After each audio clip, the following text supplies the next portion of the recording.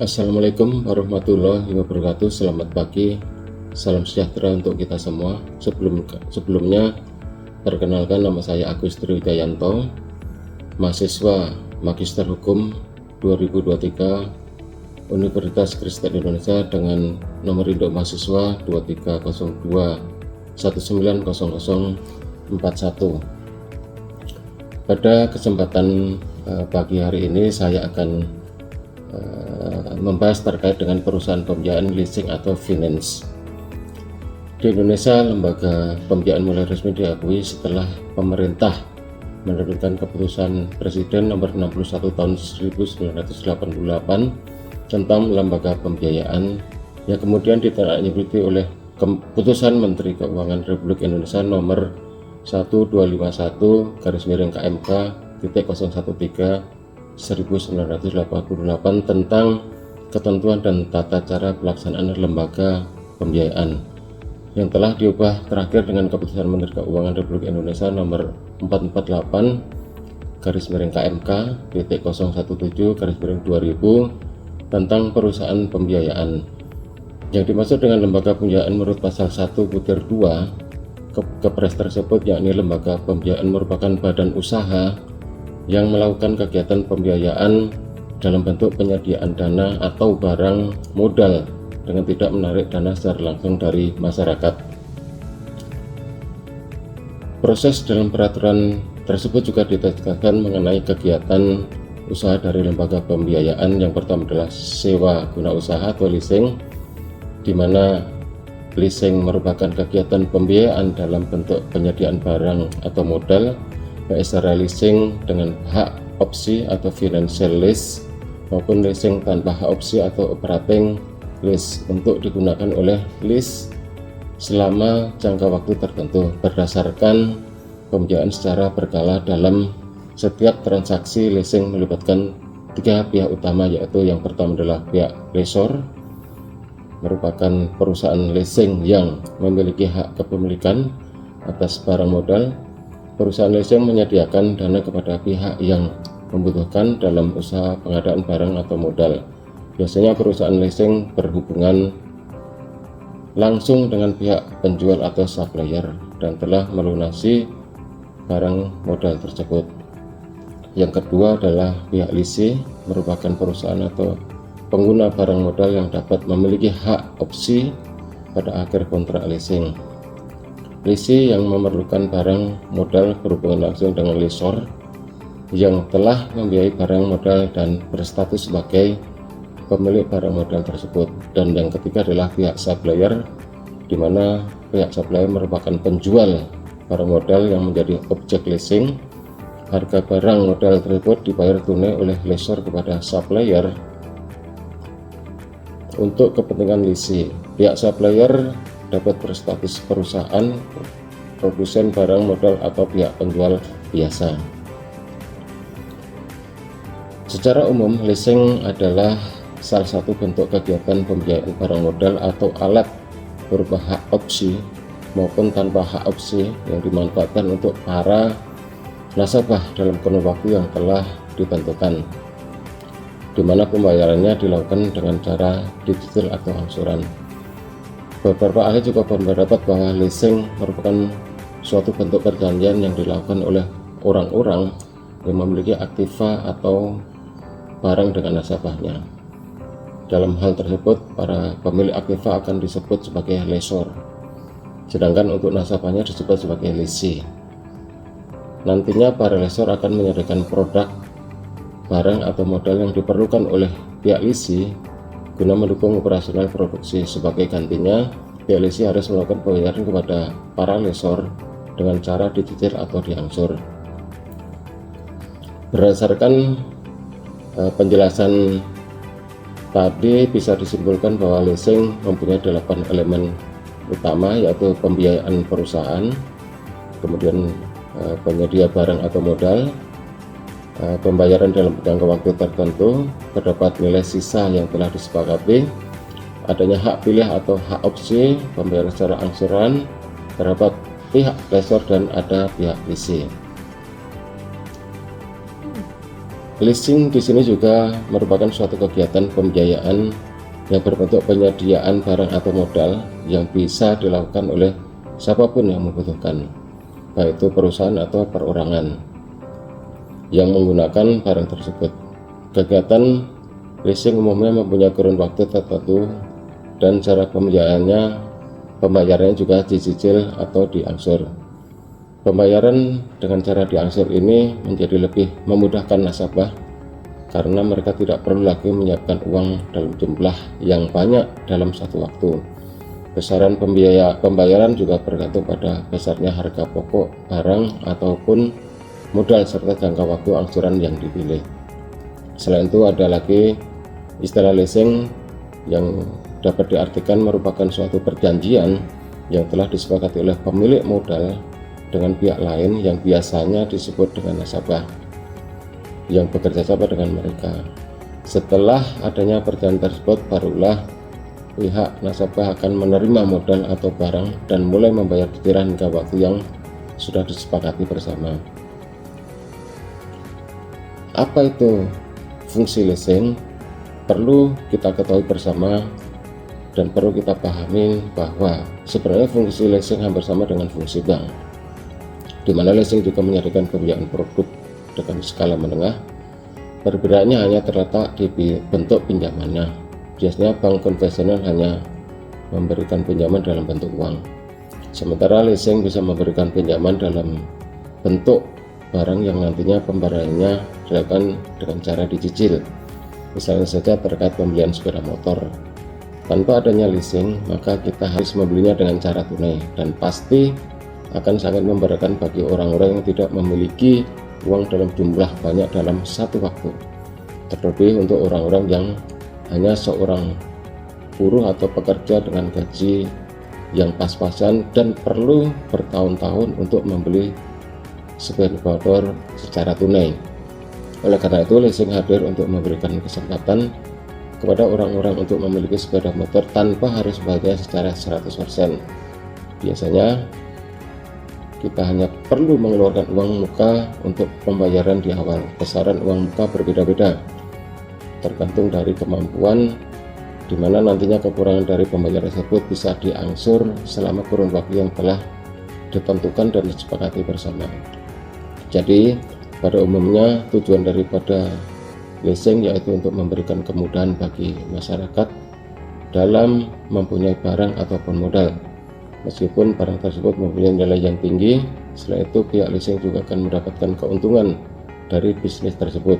Biasanya mereka akan mendapatkan keuntungan dari bunga kredit. Apabila harga sepeda motor misalnya harga normal 20 juta, maka kita harus membayar motor itu dengan harga yang lebih tinggi dari harga awal pada leasing, sebab di dalam angsurannya akan ada yang namanya bunga kredit. Berikutnya kita akan membahas jenis-jenis leasing, di mana leasing dibagi menjadi 5 jenis berdasarkan proses penerapannya. Apa itu kelima jenis tersebut? Yang pertama adalah kapitalis, di mana kapitalis merupakan jenis perusahaan yang bergerak di bidang leasing dan berasal dari lembaga keuangan. Jenis leasing yang satu ini biasanya dapat melayani pihak nasabah yang membutuhkan kebebasan dalam hal menentukan modal atau barang dengan spesifikasi tertentu. Dalam penggunaan, pihak lessor akan memberikan sejumlah dana untuk digunakan membayar barang yang dibutuhkan pihak supplier, kemudian akan diserahkan kepada pihak lessee. Setelah itu pihak lessor akan mendapatkan imbalan berupa pembayaran secara dicicil atau mengangsur dalam kurun waktu yang telah disepakati bersama. Yang kedua adalah operating lease. Operating lease merupakan salah satu jenis perusahaan leasing yang mana pihak lessor akan membeli suatu barang dan kemudian disewakan kepada para nasabah dalam kurun waktu yang telah disepakati. Untuk hal tersebut pihak nasabah biasanya hanya perlu membayar biaya rental barang saja, sedangkan untuk harganya dan biaya lainnya akan ditanggung oleh pihak lessor.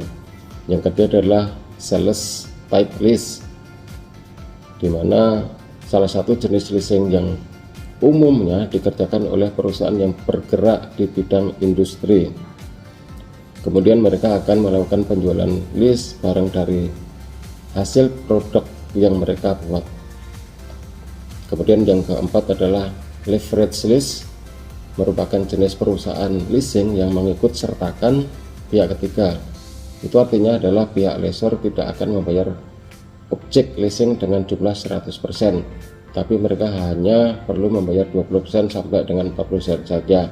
Sisanya nanti akan ditanggung langsung oleh pihak ketiga. Dan yang kelima adalah cross border lease, di mana jenis ini perusahaan leasing yang dilakukan oleh antar negara. Itu artinya adalah pihak lessor dan juga leasee tidak ada dalam satu negara yang sama, akan tetapi keduanya berada di negara yang berbeda. Umumnya jenis leasing yang satu ini hanya melakukan transaksi untuk barang yang mempunyai nominal besar, seperti halnya produk pesawat terbang atau produk-produk dengan nilai yang besar. Berikutnya saya akan menjelaskan tentang manfaat dan keunggulan daripada leasing. Perlu kita ketahui bersama bahwa kegiatan pengadaan barang maupun modal secara leasing tentu akan mempermudah pihak perusahaan untuk memperoleh barang keperluannya. Adapun beberapa manfaat serta keuntungannya, salah satunya adalah yang pertama bersifat fleksibel, kemudian yang kedua tidak membutuhkan jaminan, kemudian yang ketiga capital saving, kemudian yang keempat adalah pelayanannya dapat dilakukan secara cepat, dan yang kelima terhindar dari nilai-nilai inflasi, kemudian dilindungi oleh hukum, dan cara memperoleh aktiva dengan sangat mudah. Contoh kasus daripada leasing yaitu sering kita lihat di medsos atau di berita-berita yang sering kita mendengar atau melihat, yaitu penarikan paksa kendaraan bermotor oleh debt collector. Kemudian kita akan membahas bagaimana sih aturannya yang benar. Jadi dengan adanya media sosial yang semakin luas di masyarakat, kejadian penarikan kendaraan bermotor berupa mobil atau motor yang dilakukan secara paksa oleh debt collector dapat dengan mudah ditemui atau dilihat oleh masyarakat. Hal ini tentunya membuat resah bagi masyarakat yang melakukan pembelian motor atau mobil melalui leasing. Pertanyaan adalah bagaimana aturan terkait dengan penarikan motor atau mobil yang menunggak pembayaran cicilannya. Prosedur penarikan kendaraan bermotor yang kreditnya bermasalah telah diatur dalam Undang-Undang Nomor 42 Tahun 1999 tentang jaminan fidusia. Undang-undang tersebut menerangkan bahwa fidusia adalah pengalihan hak kepemilikan suatu benda atau dasar kepercayaan dengan ketentuan bahwa benda yang hak kepemilikan dialihkan tersebut tetap dalam penguasaan pemilik benda. Selanjutnya dalam pasal 15 disebutkan bahwa dalam sertifikat jaminan fidusia dicantumkan kata-kata demi keadilan berdasarkan ketuhanan yang Maha Esa. Sertifikat jaminan fidusia mempunyai kekuatan eksektorial yang sama dengan putusan pengadilan yang telah memperoleh kekuatan hukum tetap, dan apabila debitur cedera janji, penerima fidusia mempunyai hak untuk menjual benda yang menjadi objek jaminan fidusia atau jaminan fidusia atas kekuasaannya sendiri. Berdasarkan ketentuan dalam Undang-Undang Nomor 42 Tahun 1999 khususnya pasal 15, terdapat perbedaan penafsiran terkait dengan proses eksekusi atau penarikan jaminan fidusia berupa kendaraan bermotor apabila kreditnya bermasalah. Sebagian menafsirkan bahwa proses penarikan kendaraan bermotor harus lewat pengadilan, namun sebagian menganggap bahwa berdasarkan wewenang diberikan undang-undang maka dapat melakukan penarikan sendiri atau sepihak. Dan hal inilah yang kemudian terjadi di masyarakat, penarikan paksa kendaraan bermotor oleh debt collector. Pada tahun 2019 keluar putusan Mahkamah Konstitusi nomor 18 PUU 18/2019 dengan harapan terjadi keseragaman pemahaman terkait eksekusi jaminan fidusia pada umumnya, dan khususnya penarikan kendaraan bermotor yang kreditnya bermasalah. Dengan adanya putusan Mahkamah Konstitusi tersebut di atas, ternyata praktek penarikan kendaraan bermotor yang kreditnya bermasalah masih terjadi perbedaan penafsiran dalam proses eksekusinya. Sebagian berpendapat bahwa semakin jelas eksekusi atau penarikan wajib melalui pengadilan, sementara sebagian yang lain menganggap bahwa eksekusi atau penarikan boleh dilakukan langsung oleh pihak kreditur atau melalui debt collector, sepanjang telah ada kesepakatan terkait citra janji dan kesepakatan penyerahan jaminan fidusia atau kendaraannya. Berdasarkan keputusan tersebut dapat disimpulkan bahwa eksekusi atau penarikan kendaraan bermotor yang kreditnya bermasalah masih terdapat perbedaan pendapat terkait teknis pelaksanaan walaupun telah ada putusan Mahkamah Konstitusi tersebut.